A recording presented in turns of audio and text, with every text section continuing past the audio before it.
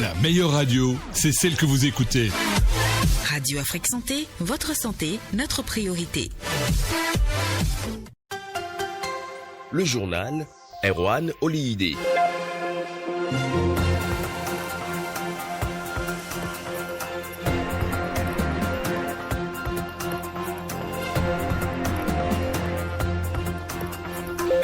Mesdames et messieurs, bonjour. Nous sommes mercredi 20 septembre 2023. À la une de votre journal santé, le Centre national hospitalier universitaire Ubekutukumaga, CNHU-HKM de Cotonou accueille depuis samedi dernier la mission de chirurgie cardiaque à cœur ouvert. Mais quelles sont les dispositions prises par les responsables de cette mission afin de ne pas assister à des pertes en vie humaine dues à une panne électrique?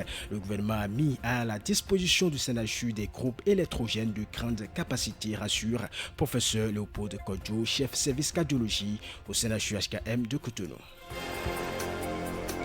Et c'est la période de la rentrée scolaire au Bénin. Il n'est pas rare de voir certains écoliers porter des sacs surchargés de fournitures scolaires. C'est un comportement à éviter car cela pourrait causer le mal de dos aux enfants selon la kinésithérapeute Myriam Attendé.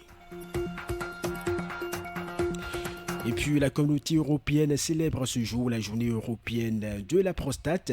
Qu'est-ce que la prostate et à quoi sert-elle? Le chirurgien urologue Jamal Jackie nous apporte des réponses dans ce journal.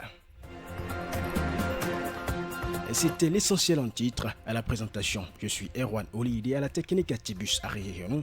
Bienvenue au journal.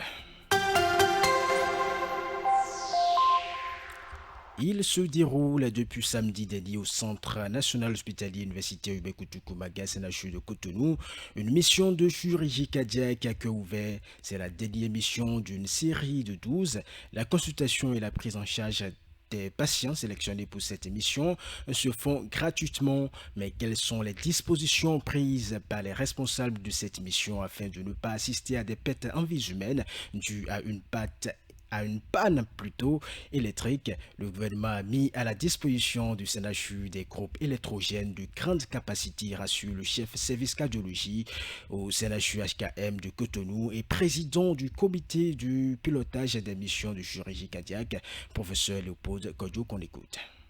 Le CNHU a renforcé sa sécurité électrique actuellement où il y a effectivement le courant de la SBE, mais il y a des groupes de haute capacité qui sont installés spécialement pour la mission. C'est des groupes qu'on amène pendant la période de la mission et qu'on ramène après la mission. Et c'est la SBE qui met en place ce groupe-là, qui est un relais fiable. Et en dehors de ce groupe-là, nous avons des onduleurs de haute capacité qui font que même si on coupait le courant, que le groupe ne marchait pas, ces onduleurs-là permettent de tenir une autonomie pendant une durée assez longue. Donc en gros, tout ce qui peut être fait, tout ce qui est possible dans la médecine actuelle est rendu possible à Cotonou pour la sécurité des malades. Pour rappel, cette mission de chirurgie cardiaque à cœur ouvert prend fin le dimanche 24 septembre prochain.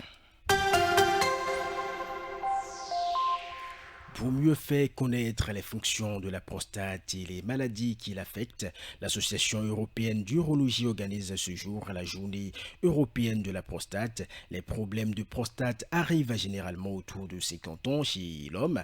Mais c'est quoi la prostate? Élément de réponse avec le chirurgien urologue Jamal Jackie.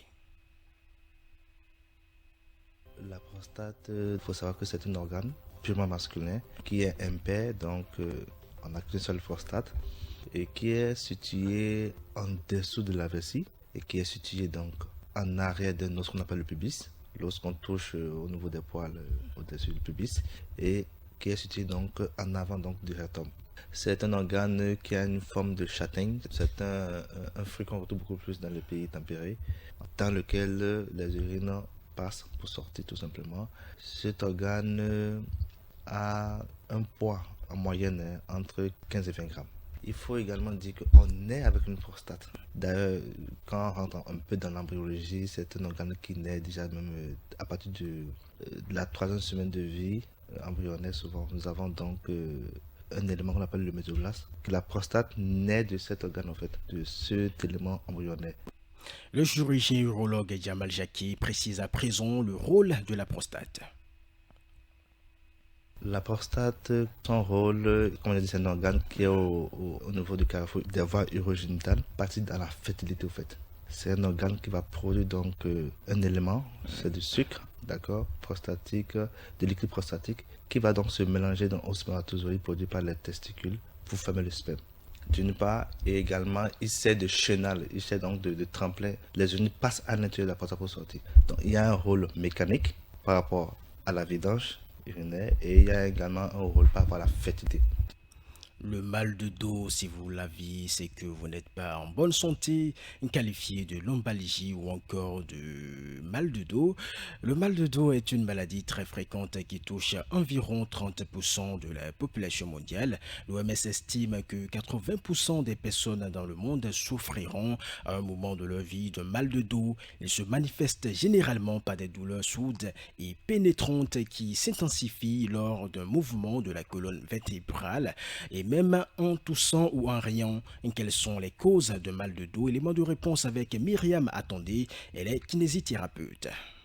Le mal de dos, qu'on appelle encore les douleurs lombaires ou encore lombalgie, ce sont des douleurs qui peuvent être légères, modérées ou encore intenses au niveau des vertèbres lombaires. Alors ces vertèbres lombaires font partie de la colonne vertébrale, vous savez.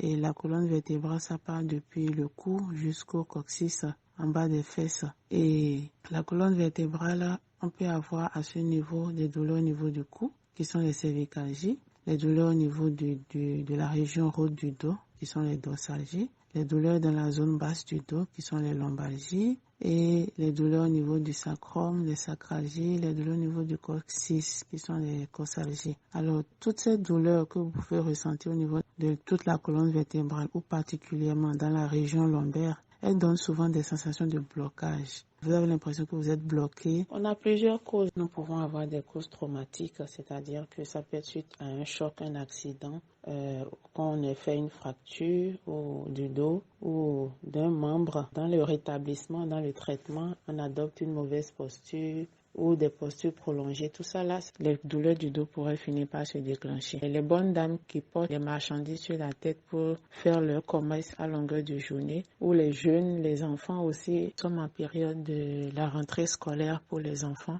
Veuillez s'il vous plaît éviter de remplir les sacs des écoliers, des élèves avec toutes les fournitures qu'on a prévues pour l'année scolaire, parce que ça fait partie du port des charges. Mais comment se remettre de mal de dos et quels sont les traitements possibles? Voici les explications de la kinésithérapeute Myriam Attendé. Pour soigner le mal de dos, il y a plusieurs types de traitements. Il y a d'abord le traitement médical. Lorsque les douleurs sont légères ou modérées, le traitement il est médical. Vous allez à l'hôpital, vous consultez un médecin, on vous met des traitements et on vous donne quelques recommandations et ça va. Quand c'est plus sérieux, on vous prescrit des séances de kiné et vous faites des séances de kinésithérapie aussi pour vous soulager et ça aide beaucoup. Et lorsque ça va plus compliqué, quand ça va déjà vers les côtés, vers le point de l'invalidité, ça devient très difficile. Vous n'arrivez plus à marcher, vous commencez à utiliser des béquilles pour marcher à un moment donné et tout. On peut aboutir à un traitement chirurgical où on est obligé d'opérer pour que vous allez mieux. Et cette opération, il y a deux cas qui peuvent vous pousser à aller faire la chirurgie. Ce sont les cas de canal lombaire étroit ou de hernie discale. Alors, là, ce sont les médecins qui vont poser ce diagnostic après plusieurs examens, bien sûr, pour confirmer. Et ensuite, vous proposez un traitement chirurgical si c'est déjà nécessaire, parce que tout dépend du niveau de l'atteinte, du degré de l'étroitesse du canal ou du degré de l'hernie qui est sorti pour qu'on puisse vous proposer un traitement chirurgical. Alors, il faut retenir qu'on a 3 types de traitements. Le traitement médical, le traitement kinésithérapique et chirurgical. Une brève avant de clore cette édition du journal. L'Organisation mondiale de la santé OMS a publié son tout premier rapport sur les conséquences désastreuses de l'hypertension artérielle au niveau mondial. Le rapport montre qu'environ 4 personnes sur 5 souffrant d'hypertension artérielle ne sont pas traitées correctement, mais que si les pays peuvent étendre la couverture des traitements, 76 millions de décès pourraient être évités entre 2023 et 2050. L'hypertension touche une personne sur 3 dans le monde. Toutes les heures, plus de 1000 personnes meurent d'accidents vasculaires cérébraux et d'infarctus du myocarde. La plupart de ces décès sont dus à l'hypertension artérielle et auraient pu être évités, a déclaré Dr Tom Frieden, président directeur général de Resolve to Save Lives. Fin de cette édition, mais l'info continue sur Radio Afrique Santé.